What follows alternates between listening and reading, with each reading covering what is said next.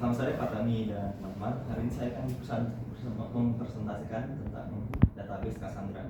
Sebelum itu perkenalkan, nama saya Miki Rodney dengan NIM 825210121. Nama saya Regi Nawari, NIM 8252101. Nama saya Jasmine Ansel dengan NIM 825210127. Pertama-tama, sejarah dari Cassandra. Cassandra itu dikembangkan dalam Facebook oleh Avinas Laksman dan Prasan Malik. Awalnya Cassandra itu dikembangkan untuk fitur pencarian inbox di Facebook sendiri. Sejak tahun 2008, Cassandra itu merupakan open source database yang bisa digunakan oleh semuanya.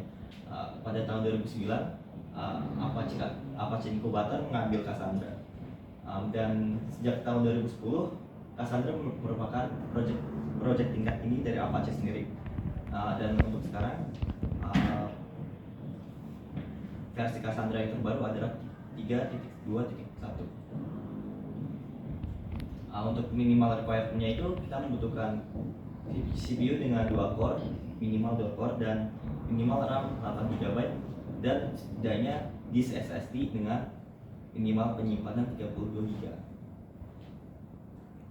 Untuk keunggulan sendiri kami bagi menjadi 5 poin. Yang pertama, cocok dengan data besar. Bagi pengguna yang menggunakan data besar dan terus bertumbuh, maka Cassandra ini merupakan pilihan yang cocok. Kedua, yaitu kinerja yang tinggi. Cassandra ini sangat cocok untuk operasi tingkat tinggi dalam pembacaan CRUD, read, update, delete. Untuk aplikasi real time, Cassandra ini memang sangat bagus. Yang ketiga, yaitu fleksibilitas. Jadi memang kalau ada kesalahan untuk mengubah struktur data tidak perlu memerlukan migrasi data yang besar. Keempat, yaitu komunitas yang mendukung. Komunitas yang mendukung juga merupakan suatu keunggulan. Jika kita terdapat error atau bug, kita dapat menanyakan di komunitas tersebut untuk mendapatkan solusi. Yang kelima, yaitu biaya efektif. Cassandra ini memang berbasis open source, jadi sebuah biaya lisensinya secara gratis.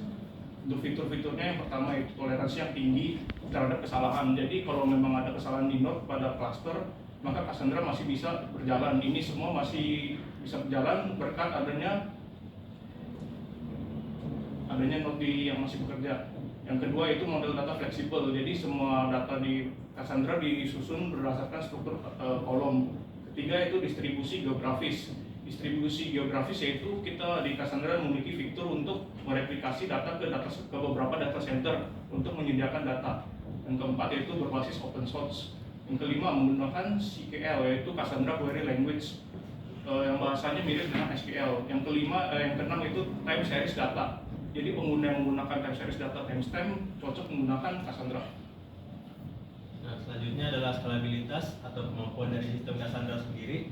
Pertama itu sangat mengandalkan node sebagai